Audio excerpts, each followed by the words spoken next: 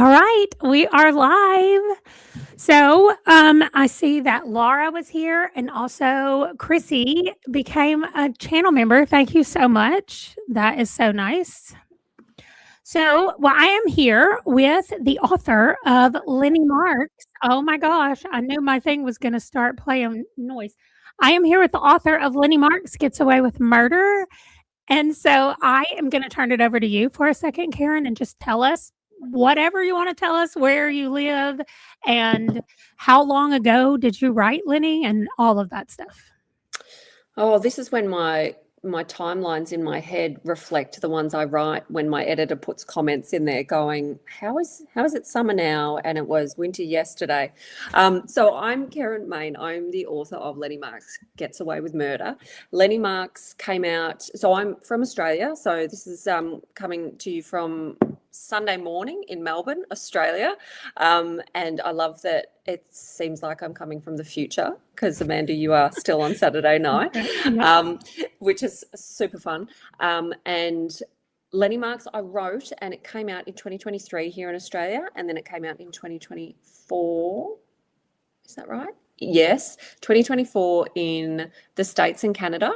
And it's coming out. I don't know when exactly, but there'll be an Italian translation of it as well, which is super fun. So I'll have that'll be my first foreign language translation of Lenny Marks. And following that, I've got Joy Moody is Out of Time. She's in the pile here. And that came out last year, so 2025 in the States and Canada, and it was out in 2024 in Australia. So I'm the author of those two books. I've got the Hobbits on the top, but they are not books. Obviously, I've written. Somebody else we're gonna claim them, but they are a big part of Lenny Marks. So that's. Do you want me to give you a little sum up of Lenny, or are we or that? Well, let's say hi really quickly. We had a few people that jumped in. So Brenna and Culinary and Isana all said hi, and then you have a fellow Australian. Oh. Dano is here. She lives in Melbourne, same as you. Oh, I love that. So there you go. She's a fellow future dweller as well. And then Ms. Smith says hello. Yeah, that's how I knew what your time zone was from me, because Dano has her own channel here on YouTube, and she will do live streams. And so I follow and I go, what time is it for her? Okay, now that's my time and all that stuff. So, and I'm a person that likes to be on time. And so it stresses me out when there's a time zone change, because then do you have daylight savings and not daylight savings times as well? Yeah. And so then if I'd converted it on a date when we first spoke, I was worried I'd be an hour out when we were actually speaking. So I checked it so many times. So I'm really glad that we've actually met at the same time. Yeah, I kept doing the same thing, because I would just say, you know what, it's 5:30 Eastern US time. I don't know if it's daylight savings or normal time or whatever, but yeah. So my husband says hello. Oh, hello. And then Jane says hello. Okay. Hello. Thanks, Saul. I actually told him, I said, if nobody is here to chat, you've got to come say hi. And there's everybody here. And then he said hi anyway. So. Well, that's good. And now you're here. Is it Ronald? Ron? It is. Now you're here, Ron. You've got to stick around. Go on. Well, he's going to be here. You know why? I didn't tell him this, but he loves the all things Tolkien. And it's a running joke in our house that I did not love the Lord of the Rings series. Really? Only because I think that there's entirely too much singing. I was like, there's singing. Yes, everybody has to sing a song when they're first introduced in the first book, mostly. Oh, in the book, or the so you're not talking about the movies, you're talking about the books? I'm talking about the books, yes. I'm going to say I don't 100% agree with you, but The Hobbit is by far my favorite of the Tolkiens, because it's punchy and it's like, it's one book. Like, you can do it like this, Tolkien, but you went and I'm annoyed at the movie of The Hobbit, because they broke it up. They introduced characters that don't exist, and they broke it up into so many parts, and they padded it out, and they could have just made, I mean, they don't care what I think, but The Lord of the Rings was the better movie version, but the books, I prefer The Hobbit. There we go. So Well, I have not, I don't know that I have seen the movie, The Hobbit. And honestly, I don't know that I have read the book, The Hobbit, now that we're talking about it. I yeah, mean, I was about to say I know what happens, but I think I know what happens because maybe other people in my house were watching the movie and I've, like, yeah, walked through or something. yeah. So You probably got the maybe I will gist. make him happy and Lenny by reading The Hobbit this year. Give it a go. I wanna know how similar you are. Oh, here we go. My husband agrees. The The Hobbit could have Hobbit been could have been a a great great time. single movie. It was too much. Yep. Yep, agreed. Also, And introducing love interests down the track for, I can't remember if it was Killy or Philly. No, it just didn't need to be, it was perfect as it was, or, it was already good. and Marie says hi. She does not live in Australia, but she is in the Southern Hemisphere, so it's summer for her where she is.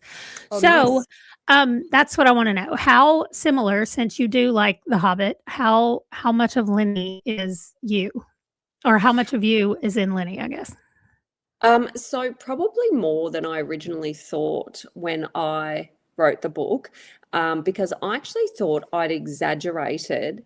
I can see your husband's written no Yeah, no dwarf dwarf elf elf romance, and I agree. We could go off on a tangent of Hobbit related talk, but Lenny is more like me than I originally thought, and I think that people that know me that have read the book have gone, like, yeah, they get it. But I'm like, what do you mean? I'm not so particular and, scheduled. And they're like, yeah, okay. We didn't know you didn't know that about yourself. So, turns out that we are very similar and very, like things like the rules. Like I really, if there's rules, I'll follow the rules generally. The things like the anagrams to calm selves down, that's not something I particularly do. But what's funny is I've met so many people that do that or a similar thing, which is really interesting. And I've had people come and tell me, yes, I do that, but I only do it with 8-letter words, or I only do it with movie titles. I'm like, this is so interesting. Wow. Not that I thought I'd invented something that nobody did, but Lenny and myself are probably quite similar, and then but not the same. And then what's funny is when I wrote Joy Moody, who is a little bit diabolical and very different from Lenny, she's not instantly lovable, and then I'm like, but I see parts of myself in that as well. So I think, and I'm not sure who said it, but they're like, it's a third you, a third people you know, and then a third made up is generally what your characters are. And I'm like, that's actually, like, I'm probably a bit over a third. There's lots of traits in there of people I know, and then there's just the made up bits. So yeah, she's, I like that people love her because that means that maybe I'm likable as well. Yeah, no. We Yeah, had a lot of, people commenting like, "We have to save Lenny no matter what," like, as the book was progressing and yeah, everybody was falling in love with her, and, there were, some some thoughts about the man who had the dog and was kind of yes, abusing the yes. dog, and, there were some thoughts about the stepdad. We are planning, for everybody who's listening, we are planning to not, give spoilers until about halfway through. However, if you're here and you have not read the book, just know that you might get spoiled even before we get there. Dano has a thought about Australian school making her read The Hobbit. Oh, so we never had it. You know what? I think I'd feel differently about it if school had tried to get me to read it too, because those books, they're just always like when you have to analyze things like that or read it for a particular reason, it's never as enjoyable. So yeah, give it another go. Because I actually want to, my kids are now, so my eldest turns 8 tomorrow, and or the day after, if you're still in the past where you are, Amanda. That's right. So I would love to, and now they're into chapter books, and my husband's been reading Harry Potter to them, which I tell him is controversial because of the author now. But I'm like, well, we'll separate the art from the artist for the moment because he loves those books. And anything that gets your kids reading, right? But I would love to sit him down and read The Hobbit because there's potentially scary bits in it, but it's not. like it's not sexualized, it's not rampantly, gratuitously violent. There's a big spider. That's probably about as, overwhelming as it gets. So I would love to sit down and just do the chapters with them, because I think it's a sort of adventure, like it's a proper adventure story. I think they'd really be there for. Mm-hmm. We for the longest time did reading time at our house. Yeah. When our kids were younger, and we read through the entire Chronicles of Narnia and all the Harry Potter books. And it was every single night at 7 o'clock, we would all come upstairs, and I didn't really care what the kids were doing as long as they were in the room with us. And I would just read for 30 minutes, and then that was it. And then we got through all of those books, and they were just here for the holidays, and we have a Harry Potter ornament, and on the back it says we finished reading them all in, and it has the date that we finished, and we bought that ornament when we finished. It was really nice. And it's such a nice thing that you can share with your kids or your grandkids. Like, I just love, like, every night in our house there is reading done, and generally we start with, because I've got 3-year-old twins, and we'll do like a couple of picture books with them and then send them off to bed, and then we'll settle in for a chapter book with the older two. And I just love it. It's my favorite time of the day, and it just seems so relaxing. And I mean, that's not a newsflash. People have been doing that forever. My parents always did it with us, and I just remember what valuable, special time that is. And I assume is probably this sort of the root of my love for reading. Yeah. When you're probably 9 or 10. Okay, so that's perfect. And it didn't scar you for life, Brenna. You weren't awake in the night scared of giant spiders. She did have to read The Hobbit in grade 8, though. Brenna did. Oh, okay, yeah. The Hobbit. I'll tell you what's interesting about that. It took me ages to figure out what book to put in Lenny Marks as her book, like as the go-to book. And I did a lot of looking at like what kids were reading.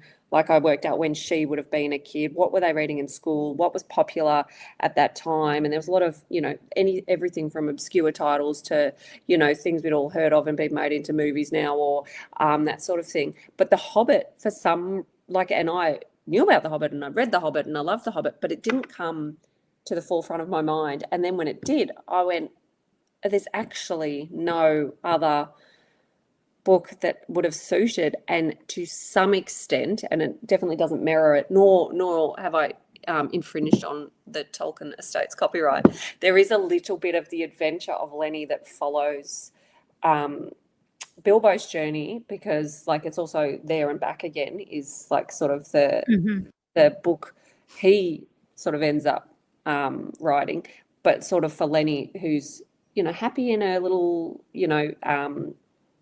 hobbit hole, and then she's up in the hills, and I don't know what the comparison to that would be in the States, but the Dandenongs where she lives, it's a sort of a rainforest, but it's less than an hour from the city, and it's built into hills. The driveways are massively steep. There's these towering, beautiful trees. It's very dangerous in fire season because there's very few roads in and out, but it's very much a place where you can imagine like all sorts of stories take place. It's a little bit magical. They actually have a wizard that lives up there, and he walks down the main street, and I think he might be close to 100 now, but he's just he's a man, well, he's a wizard that gets around and just chats to people, and he's their wizard. And I didn't know this, and I did a book talk up that way, and they're like, oh, well, we have our own wizard. Yeah, it is magical up here. And I'm like, you've got your own wizard, and he's got his own Instagram account. And I'm like, didn't know wizards did that. So, and also plenty of places to bury bodies. So, like it had everything that I needed it to have. And then with that sort of hobbit forest, beautiful similarities. I just don't know why I didn't think of The Hobbit in the first place. Like, it was quite a painful journey to get there. And when I got there, I'm like, duh. Yeah. Right. So what does it look like when we're going to answer these questions. So hold on. My husband wants to know if you've read The Silmarillion. No. Should I? Oh, no. Somebody says it's beautiful. I said no. Yes, Okay. He loves it. He listens to a podcast that's called, oh my gosh, Ron, I don't know what it's called. It's a dumb podcast about Lord of the Rings. It's not. It's all about Tolkien, but I don't remember what it's called. He'll tell us in a second. Okay. Anyway, Deb loved it. So Okay. beautiful. I'll put It's it on like the the to-be read. history of the world of Tolkien. Like Okay. Tolkien tells the beginning of. I have read a few of the short stories in it that my husband could convince me to read, and it's not that he's a bad writer. I don't know. I'm not. Anyway, It's not, yeah, but that's the thing though. It's so subjective. Like if it's not your thing, it's not your thing. But what I loved about it was, regardless of whether or not you liked or had read The Hobbit, you've heard of The Hobbit. Like everybody's heard of it, which I Yeah, loved for sure. because it just had this universal appeal without any sort of controversy that I know of. I mean, there Right. probably is. And that's what I loved about it, because otherwise it was going to be something like your Narnia or something like that. But because Right. she was in the wardrobe, I thought it was a bit too twee. And I'm Yeah. all there for twee and a bit corny. But I thought, I've got a girl in a wardrobe reading a book that said about kids going through a wardrobe. I'm like, mate, Right. actually, that probably would have No, worked. I thought it was perfect. Anyway, it's called the Prancing Pony podcast. That's so. after the inn in Lord of Yes, the Rings. that's yes, right. I knew makes it was, sense. but I Love didn't it. know what it was called. Look but at yeah. us nerding out. This So- is great, Ron. We'd have a great chat. Maybe I'll have to No. get back on and chat to Ron another time. That's right. Okay, so I want to know first of all, is writing what you do now, or do you have work? I know you're raising children, but do you have other work outside of the writing?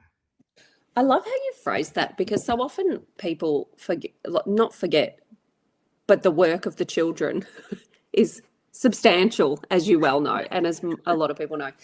So I don't know whether writing is my side job now or policing is my side job. So here in Australia, I am a police officer. So I work for our police force and have done so for 19 years this year, and still quite enjoy it. I know that can be controversial for people because law enforcement isn't always everybody's friend, but I like to think that you need some of the good people in there too, and I like to think that the rule followers, that's you. The rule followers. And so then, this is the creative side of my mind that when I was on, I think it was maternity leave with my first child, and I'd met the author Sally Hepworth, who I'm sure most people know of. She's phenomenal. She came to our book club, and I was saying to her, I always used to write. I just, never started doing. She's like, well, write a book then. Like, if you want to write a book, write a book. And I'm like, I will. Okay, fine. And you make it sound so easy. But what was interesting about that was because Sally was just like, she'd worked in, I think she was in HR. I want to say HR or PR. I can't remember which, something R. And then she was having kids, and then she's like, I'm going to write a book. And she Googled how to write a book, and off she went. Like, she didn't do a master's in, writing or anything like that. And she's obviously been phenomenally successful. Not that I ever thought I was going to be Sally Hepworth, but I'm like, well, this is a normal person, albeit a very funny, smart one, that's writing books. I'll give it a go. And so I did, and I loved it. Like, it was just so pouring out, like at work, there's rules and there's things you do. And I spend a lot of time on a computer because I'm not in a frontline role at the moment. I'm in an educator role. But just to have that opportunity to just make stuff up and spill it out. And also sometimes that the cops, you didn't want them to figure things out. And I loved that. And put a bit of I didn't want to write it as a police procedural. So the very first thing I wrote as a female detective living and working in the suburbs of Melbourne. And that at that time was me. Like, I was writing essentially me, which, people say write what you know, which I don't actually think is the best advice, because I think that bogs you down a lot.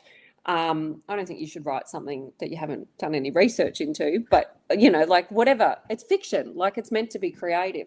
And I didn't feel the escapism of that like I did when I wrote, because I thought, well, I want to write something that's like far, like it's on a completely different, place and space to where I am. So I wrote about a school teacher, because to me that was, somebody everybody could sort of identify with. Everybody's had contact with the teacher. You've had good experiences, you've had bad experiences. There's great teachers, there's average teachers. And I just love the idea of it. And it was so much more fun because I couldn't break myself writing as a police officer, writing about police. I couldn't break myself away from the structure and the rules that I knew. So when I was writing it, I'm like, oh, that'd be really cool if she could, I don't know, investigate that crime. It turns out to be her brother and she arrests her brother. No, because that wouldn't happen, because then you'd have a conflict of interest and you'd have to declare that conflict of interest, and then you'd have to go to your boss, and that you would be so far removed then from that job that, and so I love those books that can do it. I couldn't do it. My book was a lot of paperwork, because that's what police comes down to. That's so Lenny, when you said, but it would be a conflict of interest and you'd have to go and report, especially because Lenny, when she feels like she's losing her mind and she's like, I'm going to have to go and say I'm not fit to be around children. Lenny has to go tell on herself. She's like, I can't be around children. Okay. Well, Dano worked for VicPol for 8 years. How funny. Is that Victoria Police? That is Victoria Police. So it's a funny little glitch in, it's not a glitch, it's a little clause. So I can say I am a police officer that works in Australia. I live in Victoria, I live in Melbourne, but I'm actually not allowed to say who I work for. Like, that's part of, like, you can't publicly declare it, but it's pretty easy to deduce who I work for. Although I think we do it quite differently than the States, because in the States you'll have different police forces and sheriffs within different areas and counties, whereas Australia, for each state, you have a state police, and there's no, like, that's your body. And then we have Australian Federal Police. We have state police, and they're state troopers, and then each individual county has a sheriff's department, and then each city within the county has city police. So that just blows my mind, because who do you ring? Like, and who gets carriage of an investigation? Like, I would. So I don't know. I honestly don't know how it works where I live now, because where I live now, you leave one town and you're immediately in another town. Yeah. But where I'm originally from, in Arkansas, it's very spread out. And so our city police, they can maintain a certain distance outside of the city limits, but that's it. And then it becomes the sheriff's department, because it's the county and it's outside of that.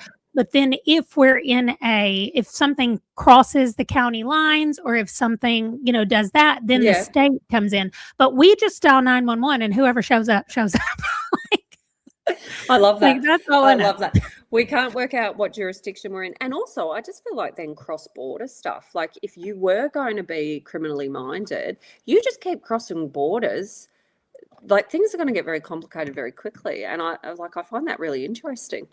Yeah, I know that if you do something, like if you have some kind of, I'm going to use drugs as an example, because I know for sure I have a friend who. I love that you just said you're going to use drugs. Well, okay, I'm using carrying of drugs as an example.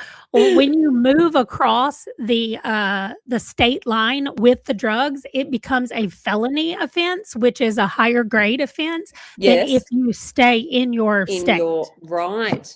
Yes. Yes. That is so and Miss Smith is saying she lives in Arizona here in the States, and they have reservations for Native Americans, and they have their own tribal police and tribal laws, and that is dependent on what tribe it is and where you are. Like, there's so many different ones. So I don't know. I just dial 911 and somebody shows up.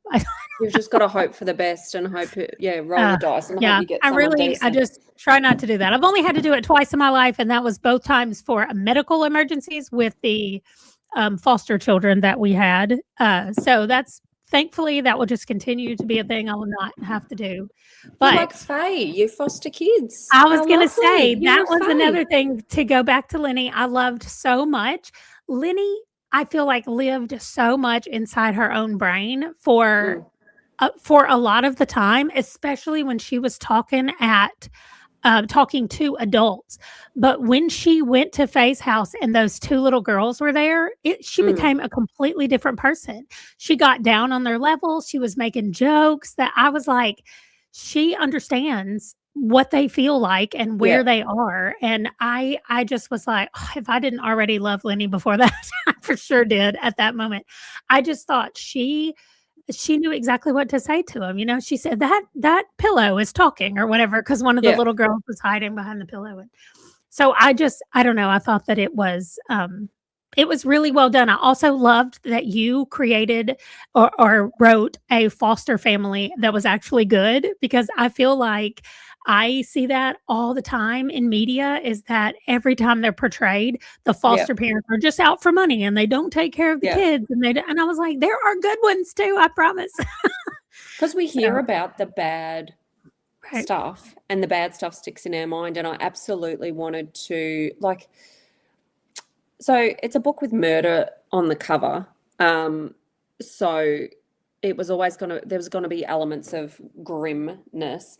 But I like to walk away from a book with a little bit of hope about the world, because there's enough in real life to drag us all down. And so, whilst you have to do horrible things to your characters, I didn't want to make her life so constantly miserable. And when she lands with Faye and Robert, Because I didn't remember his name. we discussed this before, that it's been a long time since I've written this book. So Robert, and because in my mind, Robert's name is Keith, because that is my dad. And that Okay. garage that Robert is in with the bikes and tinkering, that is my dad's garage. So, and I lost my dad 3 years ago.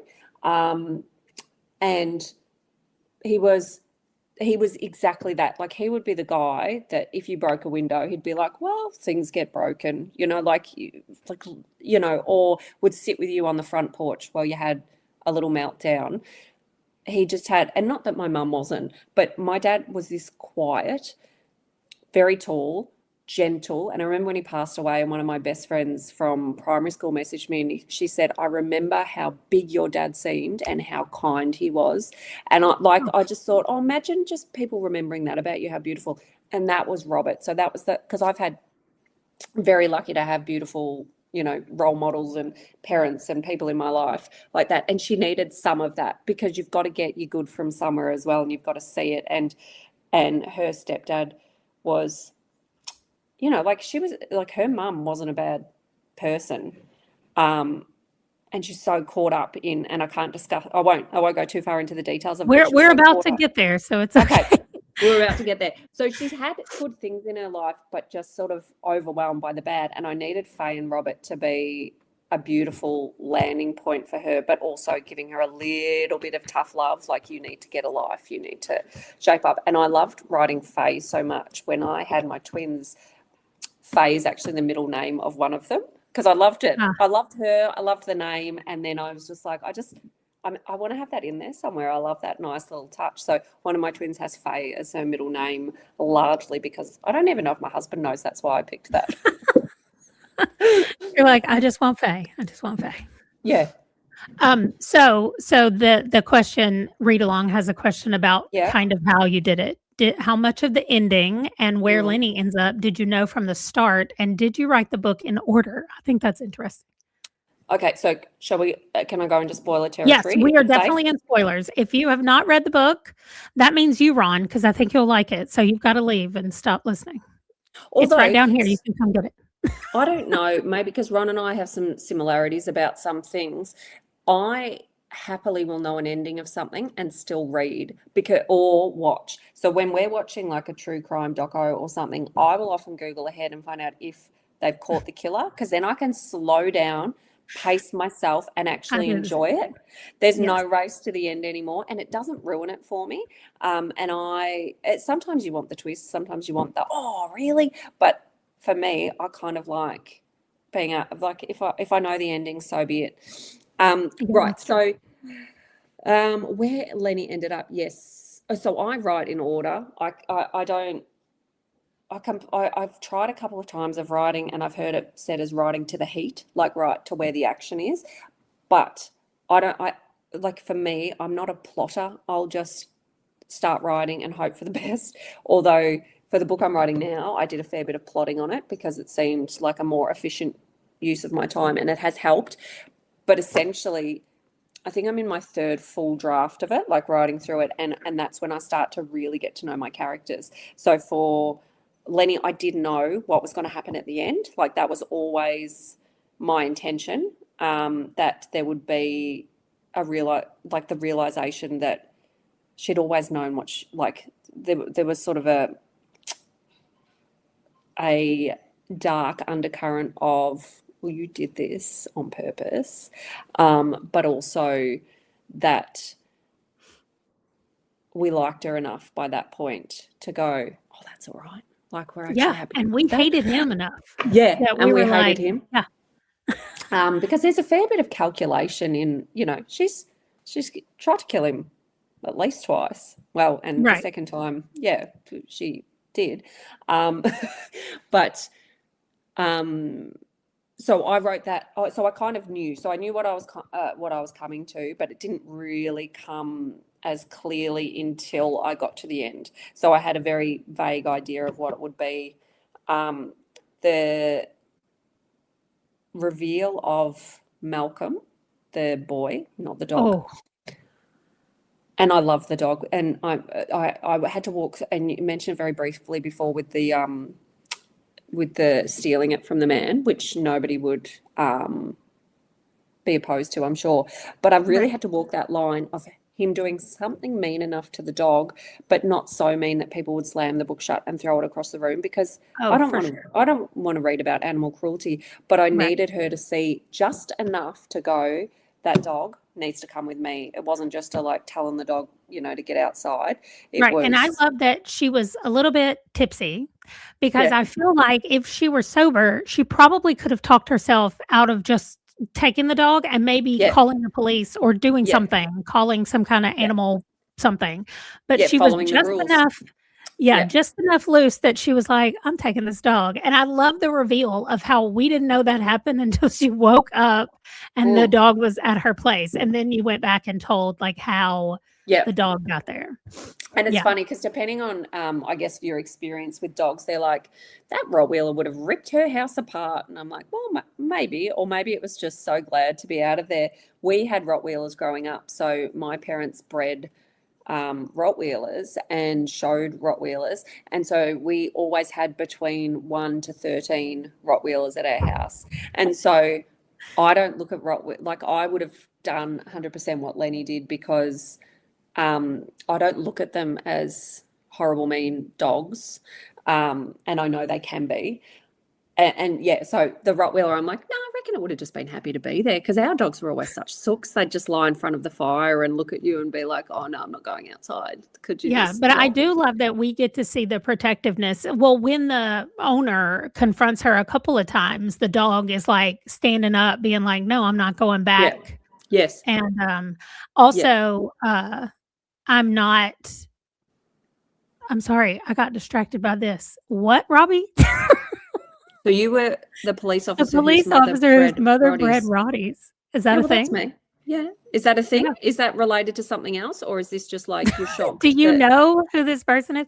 I'm not. Robbie, do you live in Australia? So I could Robbie wants a movie. Yeah.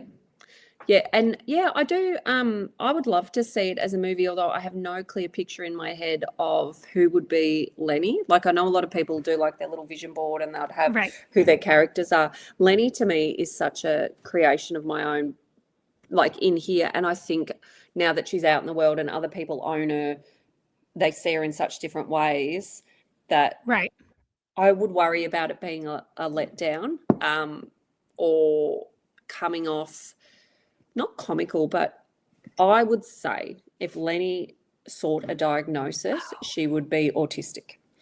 And much like reading Eleanor Oliphant, which is a favourite book of mine, I would imagine she would be too.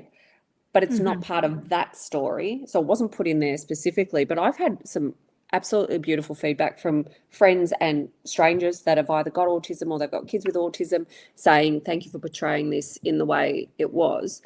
I would hate for her to come off like I never wanted the joke to be on Lenny or that she was less than. And I'm sure if it was picked up, like I would never say no. Yes, please make a film or a limited series. Absolutely. But I just would like a really thoughtful portrayal of Lenny and keeping enough of her quirks without making her be. I'm going to use it as an example, and hopefully this isn't controversial for anyone, or the makers of them are not here. The Good Doctor, I find him, the series The Good Doctor, I found him a little bit too, and we've got neurodiversity in our family, and I know how nuanced it is and how different it can be, but I really, like it's a bit of a superpower as well. And like I Yes. want all the positives of it and all the things that happened to her. Because I would say, and I've been at a book club, and it was largely a group of hospital nurses, and they were debating whether it was a trauma-based response that she has or whether it was that she is autistic or has other Right, because we don't neurodivergent. really see her before he No. becomes part of their life.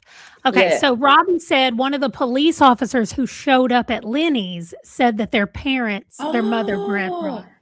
yes, you're right. Yes, Yes. that's right. Okay, yes, Robbie. Okay, you've got an Okay, excellent thank you, memory. Robbie. And so, yeah, it turns out Yeah. that's me. And I'd actually name those police after people I work with as well, because if anybody's a writer here, tip for you, name your characters after people you know, because they will 100% buy the book and they will 100% buy it for people they know. So the best way to That get, is so smart. That's exactly right. even a And handful also, of, yeah, and they love it. culinary's right. You said Eleanor, and there are quite a few people Yes, that said, "Oh, Lenny reminds me of Eleanor," like as they were getting her yes. personality. Yeah. Yeah, and that's probably a bit on purpose, because when I was workshopping what I was going to write, Lenny was first and foremost. So she came to me before anything else, and I wanted a character that stayed with you long after you'd closed the book. So reveals and twists and whatever else I could fit in there, but I wanted somebody that you liked. You didn't have to love everything about them, but that you wanted to kind of put in your pocket and keep with you. And I was thinking, who are those characters for me? And it was Eleanor Oliphant, and there's a Swedish detective series called The Bridge, and the main character in that, Saga, she's still with me. So there was her, and I'm trying to think of who else, but characters that stay with me, and largely it was because they were quirky and they didn't do things the way everybody else did. And they saw the world with from a different angle. So there's like thinking outside the box, but I mean, everybody thinks outside the box, but it was just, different. So she was first and foremost what I wanted, and then I had to create the story around her and do awful things. But I would say one of the things that her stepfather hated about her, and probably it was that he didn't understand. I would say she had her autistic traits made him frustrated with her, and I don't think he ever would have liked her because he wasn't her father, Right. like properly liked her. But the fact that he couldn't relate to her at all then compounded that, and then on top of that, after what happens, the trauma response as well. So I think she had, unfortunately for her, a bit of everything, but because of her autism, I think she could compartmentalize a lot of that, and she could get on with life because she was functioning. She spoke to people. She didn't always like people, but she spoke to them.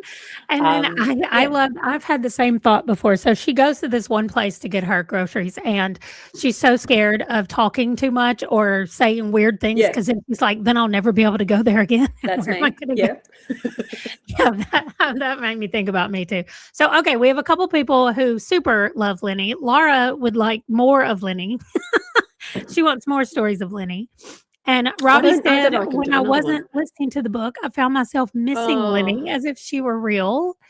And then I love Lenny, my favorite read and character from a book in a long time. That's thank Leanne. you. That is so lovely. I haven't got a Lenny sequel in my head, largely because I don't want to take the shine off what I wrote for the first one. And I'm not sure that tacking on a second book would add, like, I don't want her to kill someone else. I don't want to have Lenny Marks as a serial killer. Although, That's so funny. although That does kind of bring up that I told you that there was one thing that we talked about the majority of time in our thing, and this is what it is. We would finish reading the book. As people finish reading it, they would say, "This didn't feel like a mystery. This felt like." Most of the time it was like somebody even said almost like a coming of age story. And I agree with that sentiment, not necessarily, and it goes probably back to what you said about The Hobbit there and back again. Like Lenny has gone back again. And so that's kind of why it feels like coming of age. We're seeing her as she's remembering her youth and childhood but the mystery, like I thought before I picked it up, I mean, it's called Lenny Marks Gets Away with Murder, and that is literally the last 30 pages in the book or something like that. And so it really did feel like not the traditional mystery that I thought we were going to get, but there were definitely, I mean, if a mystery book is supposed to give you twists, there were definitely twists in here. And we were trying to solve the mystery of her past more than we were solving a murder mystery, which is what I kind of was expecting because I went into it blind. I like to do that for most of the books that I read. I don't even remember why we picked your book. We give the people who are members of my channel, they get 6 books and they narrow it down to 2 books. Then everybody gets to vote on those 2 books. And they picked yours out of everybody that is, on my channel on YouTube. And so that's how we got there. But I don't remember me and Culinary, who's in here with us. We're the 2 that picked the 6 books. And usually we have a reason, like we saw this, we heard about this. I had never heard of it before. It could honestly be the Australian connection because we're doing a challenge where we're trying to read books set everywhere and we needed an Australian book. There you go. So it literally could have been that. And we were like, this one, let's just grab it. And we put it out there. And once people read the descriptions, they were voting for it. They were like, oh, this is what we're doing. Brilliant. But everybody kept having that thought of this is not the kind of mystery I thought it would be. And not that it made the book any less interesting or not good in any kind of way, but just I wondered what your thoughts were about genres and where it's placed and all that kind of stuff. Yeah, and I have had booksellers say to me, you have caused me shelving issues because I want to put you in general fiction, but I want to put you in crime. And if I put you in crime, general fiction readers might miss out and vice versa. And I apologize for the shelving conundrum because and I've heard another author, I can't think of her name now, Holly Throsby, I want to say is her name, writes really quiet, character-driven crime. And I love her books. And she said her books are crime adjacent. And I thought that is exactly what it is. And then another friend said it's upkill, it's uplifting killing. And I'm like, it's that too. So it's crime adjacent, upkill. But you're right. And I think if you want, I just finished a Matthew Riley book, who I didn't realize he was Australian because his books are largely set. He was born in Sydney and I think he lives in the States now. But there's action, there's shooting, there's, listening devices, there's FBI, there's all the stuff.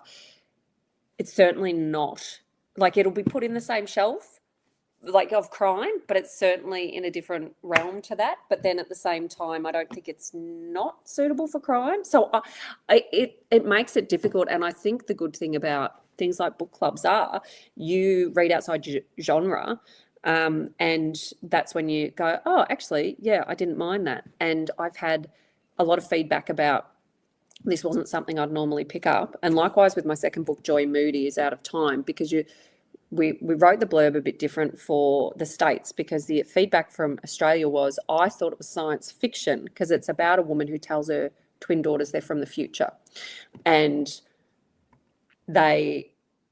remember I wrote this postpartum with the twins. So I mean, in my mind, right. This made perfect sense to me. And it's crime adjacent again, but she's concocted this story because essentially she's running a little cult of 3 people, her and her daughters, and she's got to convince them why they can't go out and meet people and go to mainstream school and stuff. So she's like, well, you're from the future and you're very important. And they're like, so I was thinking I was reading science fiction, and then I got past like the first chapter and I'm like, oh, here we go. This is like, I'm meeting the quirky characters and getting into it. So we wrote the blurb a bit differently. So it was less of a focus on strange tales from the future, so that people, I don't know, because you don't want to mislead people and say, you know, here's a thriller or a mystery. It's kind of more of it's not even a psychological suspense. It really is crime adjacent, and that it's, you know, Eleanor Oliphant is not shelved as crime, and yet the ultimate, like the story, it's kind of a coming of age as well, but there's a huge crime element to it as well. And it does make me interested as to how things shelved. One of my favourite reads from last year, Wild Dark Shore, which is another Australian author. By the way, thanks for picking me as your Aussie author, because there is some great books coming out of Australia, and so it is hot competition at the moment to be up there. Yeah. No, thank you. You got a spot for Australia. I love it. But Wild Dark Shore, I read it and I went, this is literary fiction. It's beautiful. Like, it was so well written. It was beautiful, but the whole crux of the story is around essentially sexual assault, I think murder, deaths, and like a sabotage, and it's around crime. I'm like, you could have shown, like, this is literary crime, which doesn't exist either. So it's just like, how interesting. And I guess it's all about your marketing departments as well, when they look at it and they go, where are we going to be able to place this and sell this? But also, when there's so many books out there, how do you convey that to your booksellers? Right. And when I worked at a library, and we would try to have these standard things, like, if this ends in a happily ever after, we put it in romance. Oh, yes, yes, and yes, that's good. Like, we had all these things, and we were like, this is not a romance. Like, this is about a relationship, but this is not a romance. Yeah. And we would be adamant, like, we are not shelving this in romance. And I think for a general reader who just walks in the store and they're like, I just want a mystery or a thriller or a horror book, they are not going to know if somebody says, well, this one is literary horror. Yeah. So my favorite author is Stephen Graham Jones, and he writes literary horror. And unless you tell somebody that, and you say he's a horror writer, well, most people are going to think Stephen King immediately. Yeah. And it's not like that, because it's literary, but it's still horror. And so I like you saying literary crime. Like, to me, I understand exactly what that means. Sense. And people who are reading a lot and they're in the reading world, they're going to know what that means. But we're not the people who need to be marketed for, because we're going to buy the books anyway. Yes. It needs to be marketed for the random person that's just going to walk in. Yeah, you're so right. And try to get a book. So I can imagine that would be so hard to be like, okay, well, it has murder in the title, but that's not the point of the whole book, is not about that. But then there are some twists and reveals, and it's got to be very difficult to do that. So we have, that was never my title either. I'll just quickly tell you, it was never my title. I didn't want it to be called Lenny Marks Gets Away with Murder, because I thought a detective writing about murder sounds really cliche. Like, it sounds like I'm just trying to platform off my being a cop. And then I was heavily pregnant with my twins, and I had very high blood pressure for most of that pregnancy, because I was 40 when I had them. So I was like a dodgy used car. By then, I just needed to be traded in for a much younger model, and heavily pregnant with twins. Gone back into hospital for my blood pressure, and they said, we'll probably have to admit you for the night to try and sort this out. And I had another email from my publisher here in Australia, and she said, the marketing team love it, the sales team love it. Could we call it Lenny Marks Gets Away with Murder? And I said, call it whatever you want. That's fine, whatever. I'm like, over to you guys. And I'm so glad it's called that, not because I was worried also about it being a spoiler, but a lot of people have said to me, I thought it was the thing you say to your kids, oh, she's such a delight, she could get away with murder, sort of thing, you know, but when you read it and you go, oh, so she kind of does. But yeah, it was not my title, but I love that it is called that. Yeah, so we have a lot of people I would love to read about her getting Oh, married and having kids. I'm a yeah. teacher, and you felt the parts of the job Oh, and good. coworkers are really well done. There you And the go. staff room, I hear good feedback that the staff room was done perfectly about how it Yeah. all goes down. And in my mind, that's because that's the way staff rooms work everywhere. People steal Yeah. food, people gossip. They can be toxic or they can be a very friendly place. So Yeah. staff rooms everywhere. So Yeah. so it made me so angry. Not that the woman kept stealing the tea, but when Lenny confronted her with it, the other people who were Yeah. like, "Calm down, Lenny," as I'd have been like, "Listen, y'all all need to back away. Like, I'm not even particular about my drinks, but this does not involve you. This is her that I am having a conversation with about Yeah. this, and I need you to not tell me to calm down right now." Like, no, that would have been okay. No. Laura just wants her to be our friend. Doesn't kill again, but now she's our friend. We like her. You know what? Yeah. It's something I could toy with. Matthew Riley books are amazing. That I read, so The Detective is the first one I've ever read, and a friend lent it to me. And whilst I disagreed with some of the police procedure in it, and I always will, I couldn't stop turning pages. It was brilliant. Oh, yeah. It was so good. There's there I have heard from in an interview another author that writes like police procedural type things, and she said, "I just set mine in the future, and then I didn't have to deal with not following not following any rules because I can be like, it's in the future." Yeah. So we don't know what the rules are in the future. So Great. I thought that was really smart. There's always a workaround. Yeah. So we have one more. Trauma gets people stuck developmentally. Yeah. So it makes sense that it reads like a coming of age. That's true. Yeah. So we just have a few more minutes. I will let you guys, if there's any questions y'all want to ask, why don't y'all let us know? And then you told us a little bit about Joy Moody. Oh, yes. Is Out of Time. That's what it's called. I'm trying to read it there beside you. Hold on. I'll get Okay. the American cover is because when I got it, so it's set in a laundromat, and I'm quite obsessed with laundromats. Oh, So I it's my new love it. obsession after The Hobbit. And when I sent it into my Australian publisher, I'm like, can it have a washing machine on the cover? And she goes, no, it can't. Why would we put a washing machine on the cover? And I'm like, because of this. Look at this. This is amazing. Yes. Yeah. So it's other than it's about a woman who tries to convince her twins that they're from the future so she can have a cult. Is there any other blurb you want to give us about it? I feel like we're going to go get it anyway. After falling in love with Lenny, we're going to go check out Joy. I need to double check what it's about. So Andy and Cassie live with their mum in a very pink laundromat called Joyful Suds. It's set in Melbourne again. So she's not truly a cult leader. She's actually got some very good intentions, but is very I liken it to a very religious family.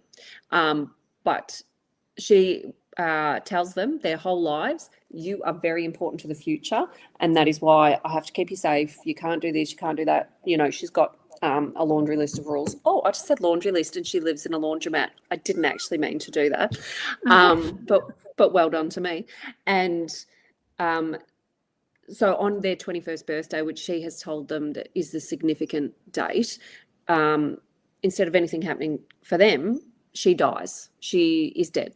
And that's not a spoiler, that's in the blurb.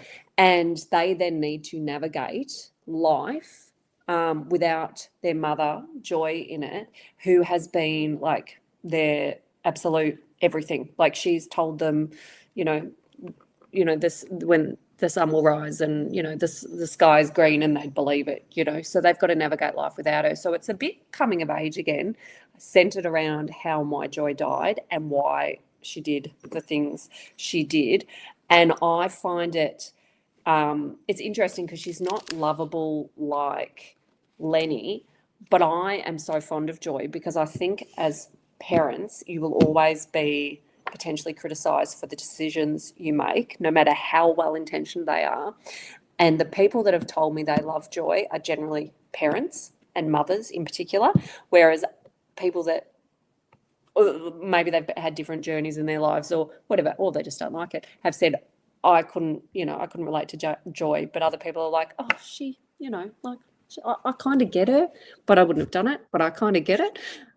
So yeah, it was really fun to write because diving into sort of all those dynamics, because Lenny didn't have children, obviously, even though she related to them so well. But I just loved that whole mother, especially a mother, gets judged so much differently than a father. And it's about the truths that are acceptable to tell your children and the truths that aren't. And we know what some of them are. They come around Christmas time, but I won't say in case it's any children. Right. Okay. Yes. So that also, I will tell anybody who is doing the Ben Reads Good, that's the name of his channel, and he has a challenge. And for the month of February, it is an Australian book. So those of you who need another Australian book, if you have not read Lenny and you're still here, I recommend Lenny myself, but I will be reading Joy Moody. I did have a Jane Harper on my list. I'm going to move Jane and I'm going to read Joy. So bump Jane. I'll go back. I'll go back to Jane. Don't worry. Other good Aussie ones. Jane's great, but Jane's got a lot of readers. She's got movies. Get onto Joy. She was the first. Yes. I read Lenny before I read Jane, and then really? I read The Dry by Jane Harper because somebody said she's Australian too, and I was like, oh, okay. And so, she really redefined Aussie crime, because until then, when she wrote The Dry, and I'm sure books were still getting sold and made, but people were setting them in other locations, and then she does this, and I'm terrible at saying the word rural. I really struggle with rural crime, and she's just sort of recreated like this whole Aussie crime, really gritty, that Aussie desert and bush and dry and bushfires and stuff. She's incredible. She's really. All right, we have a question from Miss Smith. Do you think your police career helped with your writing in terms of discipline or knowing how to structure a story? Do you mean because she hears stories from people who have committed crimes? No, I'm just kidding. Go ahead. What do you think? So yes, 100%, because I think it's taught me to be sort of like structure, like more efficient in what I do, like with paperwork, etc. And so has being a mum, because now that I work part-time, I have to be so much more efficient with the time I've got. So if I sit down to write and I've got half an hour, 45 minutes, I write for 45 minutes. Like, I can't meander around and hope for the best and get stuck on a plot point. I will like highlight it and go fill this bit in later and just barrel on, or type best as I can and then keep going. So it's given me a real probably policing coupled with parenting has given me a real perseverance and resilience. And I was cleaning up this morning, getting ready for my daughter's party this afternoon, and there was a thing she'd written, because she loves writing stories and reading, which is so delightful, and it said, "Mum, your books are awesome."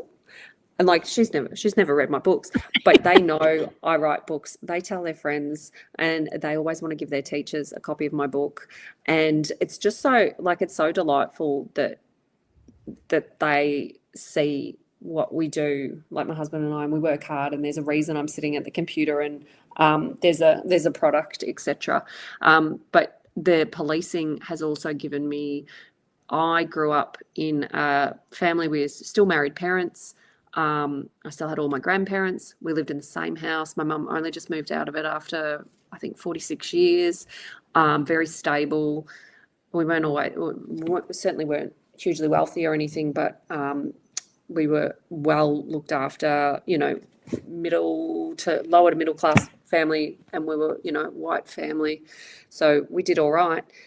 Policing has given me the insight into lives and the lottery of being born in the right place or not, and seeing, whilst I'll never tell somebody else's story, so that's for them to tell, certainly elements of experiences I've had in the police force have made their way into my brain and into what I want to tell. And largely it's about how, and Lenny Marks was really the push for that, was how on the day it happens, there's, blue and red lights and support services, and your neighbours are showing up to help, and people are showing up to help. And then, a month later, it's a bit less, and a year later, you're still battling with the fact, your mum and your brother have been murdered, and your stepdad's gone, and you've been rehoused with your grandmother who doesn't really know what to do with you. but people are like, well, you just get on with it, and then you get on with it. And then 20 years later, you're still dealing with that stuff. The resilience of people that have faced the worst things possible are what I have seen in the police force. And the fact that some people can even get up and function even on a moderate level, even just to, get up and there'll always be, but they love their kids, or they're not playing, into victimhood, which they could very well be entitled to do. I just, policing for me, and there's probably other jobs out there that would teach you a similar level of understanding about these things, but going into people's houses, which I find such a privileged position to be in, because you are coming into that home or their lives in such a position of power, with such ability to change things or not. It's really opened my eyes. And things like drugs, it was never part of my life. So just seeing the world out there of drugs, and but why? Like, you're not just taking drugs because one day you woke up and you thought you would. The trauma behind it, or the sexual abuse behind it. So there's my big long waffly answer to say absolutely. And I really value anybody that has told me their story, and I hope that I have not walked away from them making their lives any worse than when I walked into it. Yeah, that's what foster parenting did for me. Like, I never met a kid on their best day. Like, those kids came to me on their worst days, when everything that they know was taken from them. And most of the time I had toddlers, and so they weren't even old enough to understand what was happening. And they just knew that they had been somewhere with one of their parents, and now some stranger came and took them away, and now they're trying to go to sleep in my house. And I felt that same kind of like you said, why would somebody do drugs? It's not because one day they woke up and were like, hey, I'm going to do drugs. And that was my perspective when I was 21 years old, just trying to have my own children, and I couldn't get pregnant. And I was so jealous of all these people who can do drugs and still have babies. And I was all on my like high horse of I'm making the right decisions. And the very first foster baby I had was 2 years old. It was a week before his third birthday when he came to my house. And I took him to visit his parents for the first time. And I saw his parents, and I walked out of there a completely different person than I walked in. And I thought, wow, like everything that I believed to be true about people who got their children taken from them was not true. And in my brain, I wanted to be better. Like, I wanted them to be horrible, awful, so that I could justify why I wanted their child. And it just didn't. And I also grew up in an incredibly sheltered environment, in the same kind of situation as you, just in a different country. And that was the thing that completely turned my way of thinking around. And I just was like, this is way more complex than black and white. Like I always thought it was. Like, it's so easy to make a black and white decision, and it's not what this is. All right. So we have a couple. Thanks for letting us see Lenny connect socially, especially with the young man. It warmed my heart, because that's typically a difficult skill for people with autism. I loved Ned, because Ned's a little bit on the spectrum too, I'd imagine, with his collecting Buffy memorabilia. Who doesn't love Buffy the Vampire Slayer? And the Friends thing was so funny. Yeah. What's that? And the Friends thing was so funny to me too.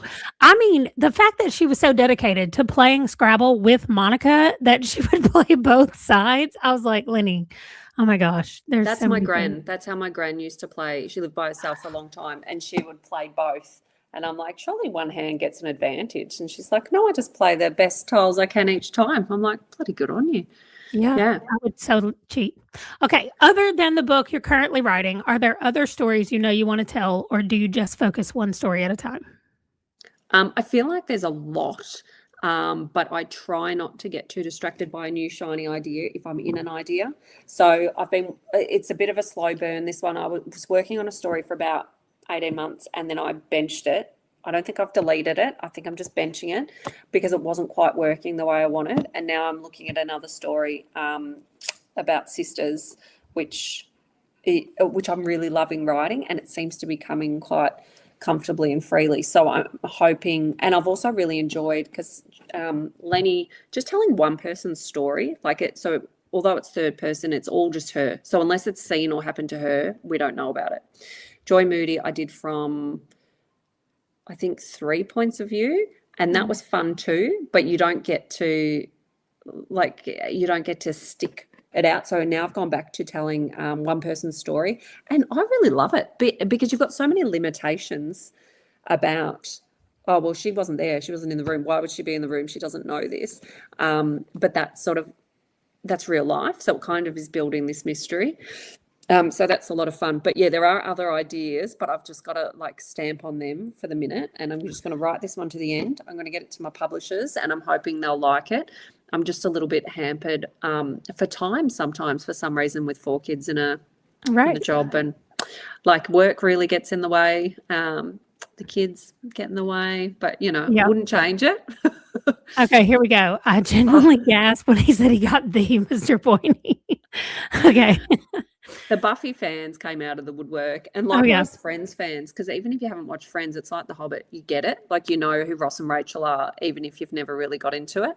But that was originally a dig at my husband, who loves Friends, who has often been compared to Ross, and which I don't know.